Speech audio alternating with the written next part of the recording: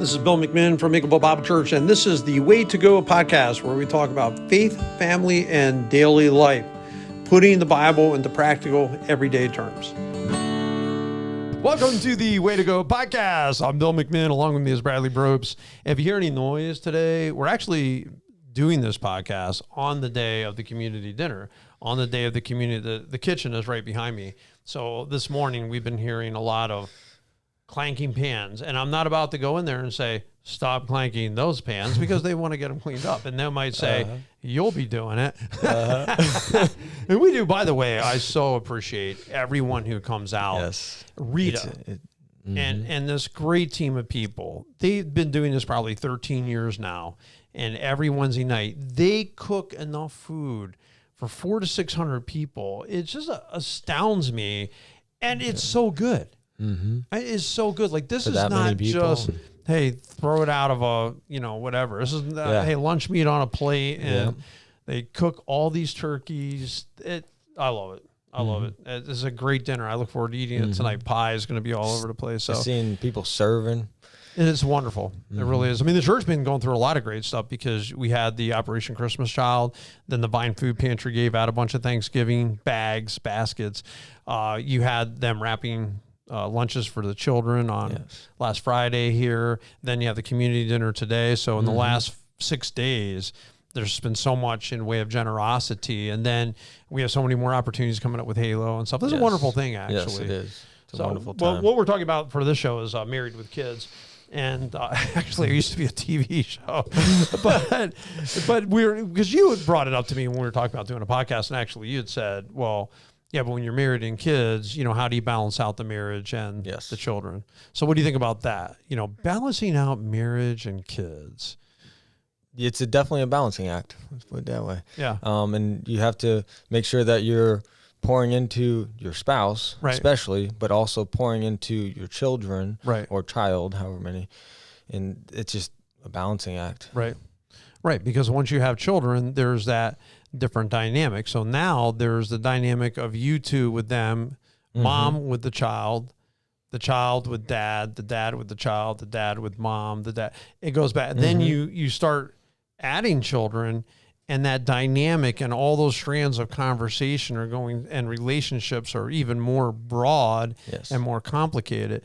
So I do think it's an important thing to think about. But the first place I would like to start, if somebody came to me how to balance it, to remember husband-wife relationship is a priority human relationship. And here's the reason I say it. In Genesis 2:24, this is why a man leaves his father and mother and is united to his wife, and they will become one flesh. Your mom and dad are a very significant relationship. You don't pitch them out when you get married. You still have a good relationship with them, but your spouse comes ahead. This is I've seen people trip up right here. Yeah. Because wife will say, hey, the faucet leaks. Nothing happens. Mom says the faucet leaks. Son's gone. Wife's thinking, okay, I see how that went. Like, mom, where's your loyalty? Exactly. Mom says it, you're gone. I say it, nothing happens for months. And then they start feeling like, you don't even care about me. You don't love me. If you love me, these things I say would be important to you, right? So the priority relationship.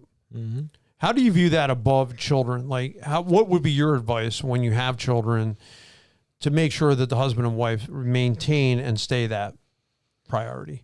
I think when you have those type of things come up, like the faucet leaks, is what I like to do. I like to take care of it. And once we have the parts or whatever, I'll always invite my children, hey, want to help me? And it teaches them, gives them knowledge of how this works, everything, tools, certain things.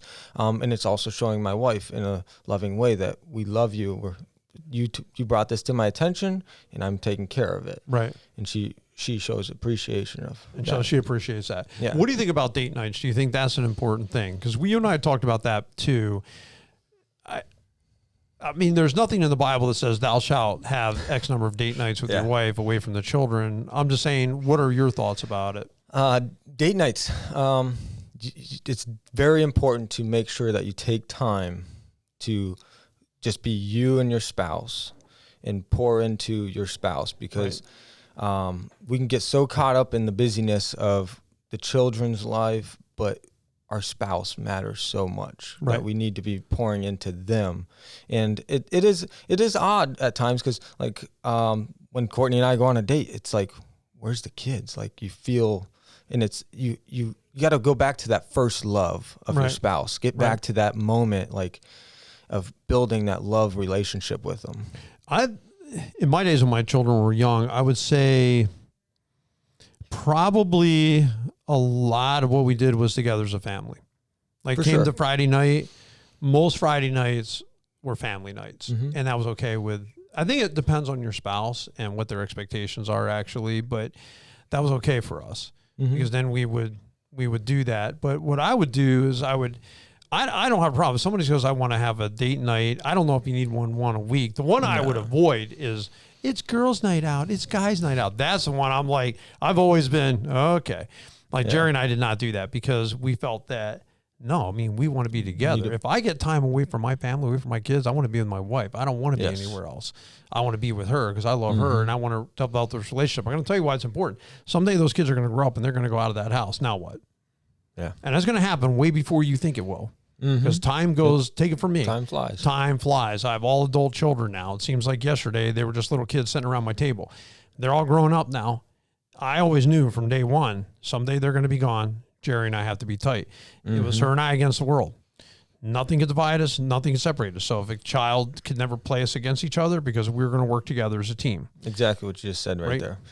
You got to make sure that you're tight because there's going to come trials when your kids get older and older. The more issues they come up with, they will try to divide the spouses. They will. And that's something you got to make sure you're tight. And what mom says, dad says. What dad says, mom says. Right. And mothers want to be great mothers. Dads want to be great dads. And there's nothing wrong with that. But I've been the guy counseling couples, and I've seen the damage of years of neglecting the marital relationship. Yes. And where the wife felt that I gave so much energy to my children, I didn't really have energy for my husband after those kids went to bed. Now, in this case, he was no charmer either because he was just kind of glued to the TV or his phone or whatever. It wasn't like he was trying to engage her either, but it had devastating results in their marriage because their marriage did not last. Yes. Because they broke up. I've had people and their whole mentality is, I'm going to stay married for the kids. And as soon as the kids are gone, I'm out of here. Why? Because they're not getting along. They're not working on the relationship. So I would say you have to maintain that relationship. And that really brings us to the next point, just maintaining a good relationship. And Genesis 2:18, the Lord God said, it's not good for a man to be alone. I will make a helper suitable for him. And I like that because it shows the purpose of marriage is companionship. Yes, we raise children. Yes, we go to their ball games. Yes, we support them. I'm 100% behind all of that. But you've also got to make sure that you're allowing your wife to be your companion and you're not just out always doing stuff with the kids. You're not always coaching. You're not always somewhere else. Your wife is built to be your companion by God. Yes. It's instinct. It's built in. Just like a salmon's going to head for a river at a certain time of year, like the steelhead are going to come up into all the Ohio tributaries, like monarchs are going to migrate, on and on and on it goes. Innate, built in, she was built to be your companion. If you do not allow a wife to be your companion, to be your friend, they are going to struggle because they want it. They long for that relationship with you. I've seen it over and over again. The wife just longs for that husband to care about her, to talk to her, to include her in decisions, right? Yeah.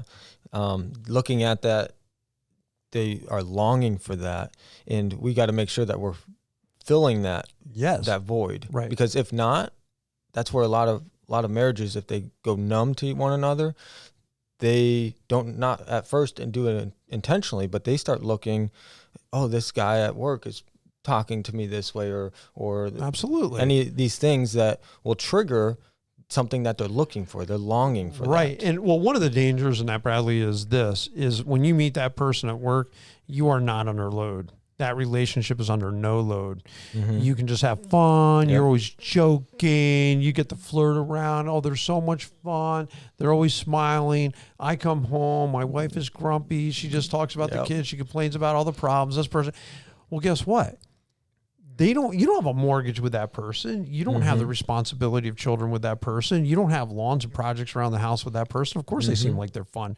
It's not as relationships like dating, like there's no load on it. Marriage is a real deal. Like there's load on it, and that's okay. There's supposed to be load on it. I mean, that's part of life, and we have to adjust our expectations accordingly. But you've got to make time for them. Now, if you need that date, like if your relationship, you find, hey, I need a date, I need to go out with my spouse once a month, then arrange that. Once a week, whatever you need, just make sure you're getting that time together. And again, everyone's different. But I would encourage people, how about this? Take advantage of the time you do have together. Sometimes a husband and wife will get invited to a wedding. They go to the wedding. It's not like an official date. You know what I'm saying? But it's still, the kids don't come. You have a sitter. They're with their grandparents. They're with the sitter. You still have time together. Make the most of it. Jerry and I have been in this boat tons of times as a pastor. I've done a lot of weddings. We try to make the most of that night because we're together. You're going to be at the reception. We're going to be about each other. We're going to have fun together. So, no, I think that's a great point that you bring up, making sure that taking advantage of those opportunities. Right. And going to the store. Yes. Not treating them like a business meeting. Like, hey, we're going to talk about this and this. No, pour into your spouse. No, I love that you say that. I really do, because one of my points is don't make everything about work. Have fun too. Yes. Because too many times we do make it about the business of marriage. And every conversation's about the bills, every conversation. Well, how about just a conversation about life, a conversation about what your visions are, what you'd like to do around the property. And hey, here are our mutual, Jerry and I are constantly in communication, constantly talking about, hey, you were working together to get the basement cleaned up. We just did a big patio project together. We planted blueberries. We planted 3 trees to replace trees that actually Mark knocked down for me. It's just like this constant array of things going on that we'll talk about. Well, what do you think about this? What do you think about that? But we take advantage of time that we have. So we're running to the store. Hey, do you want to go with me? Yeah. I go to the store anyway. Your kids eventually get old enough to watch themselves. Like, you don't have to be there with them. Once a kid is 12 and can start watching the other ones, you got your own built-in babysitters anyway. But, I always try to take advantage of those times. Hey, you want to ride with me? You don't want to go with me? I got to go here anyway. Do you want to? And we'll just do it together. Yeah, and I think of what you're talking about, just those times that, like, when I'm out in the garage working, like, back when we were dating, that was like one of my favorite things. If I'm working on a car or something and Courtney, she's not doing anything, she's just sitting there, but it's just there. We might be having a conversation, just enjoying our time with one another, love that making point, the best of it. I love that point. I think it's so strong because you're touching, it's just something I just feel in my heart so strongly of my wife being there. The with factor in marriage is one of my favorite parts of marriage. And even when you have children, you have the with factor, just having her there with me. I remember one time a big lead came down, a guy from church came over to help me deal with it because my chainsaw wasn't even big enough to cut through it. And I had like an old junky chainsaw anyway. So he came over, and then later I was doing other parts with it, and she was there. She wasn't even doing anything really to help me. She was just there. When I was a soccer coach, I was a boys varsity coach. All of my children now are grown up and out of the house. They're at college or working after college. And this actually, my daughter came and helped me coach a little bit too, But anyway, my wife came to every away game and every home game. She would drive by herself and sit in those stands, not having one kid there, just to support me. Wow. That support meant the world to me. You know what I'm saying? That she would support me in that. And I found that Jerry has supported me in a lot of my adventures and things that I want to do. She'll go with me, she'll hike with me, and that's why our relationship is strong. I also want to support her and the things that are important to her. That one day she cried, she just broke down. She was crying because she was upset about something about the hallway never getting painted, and she couldn't dust and this and that and the other thing. I'm like, okay. Now as a man, I'm a little bit challenged that my wife's got to cry to get my attention. You know what I'm saying? So I didn't care for that. I felt like, I'd really dropped the ball on that. I painted it that day. That day we went, I said, okay, today this is going to be done. We cleaned it all up. We painted it. She was absolutely thrilled. But that's the kind of stuff you have to do for your spouse. Like, I'm going to support you too. Yes. Like that's something you want to be done. And some of these things like that are important to her, like she'll say, oh, I wish we would have done this. I'm like, and I'll hear about it from someone else. And one day I went to her, it was just this year, and I said, I didn't hear about this. She goes, I never told you. Well, I'm like, well, how do you expect me to know if you never told me? You know what I'm saying? You bring up a good point. Like you talk about us men, sometimes we will hear what we want to hear. Right. And we got to communicate with our spouse, right. making sure that we're being clear with our expectation and, right. and communicating what we are looking for, what they are looking for, make sure we're listening. Right. That's huge. Because when she came up to me with her one idea, because we did a big project, she goes, well, I would have really liked to have done this project. And I'm like, I've not heard you mention this project in years. Mm-hmm. She said, well, that's just because I just didn't think, that was something we were going to be doing or was really on the slate.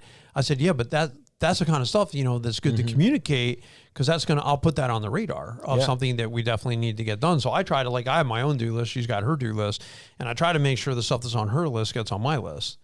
Yeah. The things that are important to her, because I want to support her just like I value her support. I want to make sure I give her support. So definitely, you want to maintain a good relationship. You want to take advantage of the time you have. You don't want to make everything about business, because sometimes it's cool just to have fun.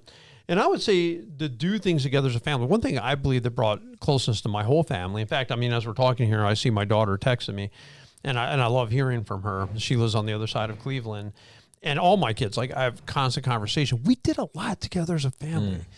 My attitude was, when we work together, being married with kids, we're talking about, what is this all about? We do stuff as a family. Yes. I said, when we work, we all work. When we go to breakfast, we all go to breakfast. When we go to anything that we do, when we go to church, we all go to church. When we serve, we all serve. We're going to move as one. We're going to move as one team and one unit. We would support the others. We try to support each other at ball games. If the other kids could come with the mom and dad and support their siblings playing sports, we did it. You know what I'm saying? But everyone moves as one. One thing that I'm thinking of is where a problem that some parents do is when they're working on, say, a car, or they're planting a tree or something. A lot of times they push their kid away. Right. Like, hey, go inside. Yes, if it's dangerous, yes, that makes sense. But if it's something that they can be there, help, even if, it takes you more time, it's good to be spending that time with that child, and they will remember, and they'll start to build work ethic, and they'll understand too, and learn tools. And I'm very thankful for all the times that my dad didn't just shove me, go inside, or tell me go away. He would teach me. Well, you wanted to listen too, and the kids got to want to listen. My dad wanted to teach me how to change brakes. I wanted to ride my bike, but and I rode my bike, and now I don't know how to change brakes. So that's how that works. But my mom would always kick us out of the kitchen, and the most repeated phrase I heard in my whole life: "Get out of my kitchen! Get out of my kitchen!" And people wondered, Bill, why don't you cook? Are you kidding me? I got kicked out of the kitchen my entire life. So how would I have ever learned anything when my mom didn't teach me anything? So I try to, I'll do relish in the fall, do relish, help with spaghetti sauce, make pickle the peppers and stuff like that. I'll try to help and do stuff, but I don't, now with a big griddle, I do cook bacon, fry bacon up, and I do help out, where I can, but I don't know. I was never taught anything about it. So I didn't learn anything about it. So I became ignorant. I think it's a great point that you make, moms and dads both. Yes. Let your kids be involved in the cooking process. Let your kids be involved in the working progress and things like that. Unless you think you're going to be, throwing big rocks out at the end of your mower chute. Then that's not a time for them to be around. But if it's safe, do it together. One thing we used to do as a family, we'd go to breakfast on Saturday mornings. I love that time. I just valued it. Sometimes on Sunday afternoons, we just go get coffee and hang out together as they got older. And I would just find those things to do. Sometimes we go group bike rides and things like that. It was just finding things to do that we all wanted to do together. We'd go get ice cream, hang out. On and on and on and on. But we did it together. Yeah, finding that, mine is Saturday's the only day that I really wake up in the morning with them. And so that's the time that I usually am the one that makes breakfast for the family. And it's a time, yes, I am a slow cooker though. I don't know why. I just like to take my time. So sometimes it's hurry up, I want cereal. Come on, Dad. Okay, I'm moving. And, but it's good times. They enjoy it. They always are asking for pancakes. And well, listen, I will recommend for quick breakfasts a Blackstone grill, a 3-foot griddle. Let me tell you what, man, make a lot of pancakes. That was so funny. My wife gave me 3 pounds of bacon. I was going through it. She goes, "How come this is cooked before the rest of it get on?" I'm like, "Are you kidding me? This cooked so fast. I can barely get it all laid out. It's already cooked." The first part of it was hilarious, but she says it saves her hours, having that griddle. So that might. Yeah. Hey, that's a good idea. Yeah. Courtney, Christmas idea for Bradley for breakfast, Saturday morning breakfast. Get a girdle. Anyway, I'll work on making the other happy too. 1 Corinthians 7:33. But a married man is concerned about the affairs of this world, how he can please his wife, and his interests are divided. An unmarried woman or virgin is concerned about the Lord's affair. Her aim is to be devoted to the Lord in both body and spirit. But a married woman is concerned about the affairs of this world, how she can please her husband. So now, catch this. A married man, he's concerned how he can please his wife. A married woman, she's concerned how she can please her husband. This is normal.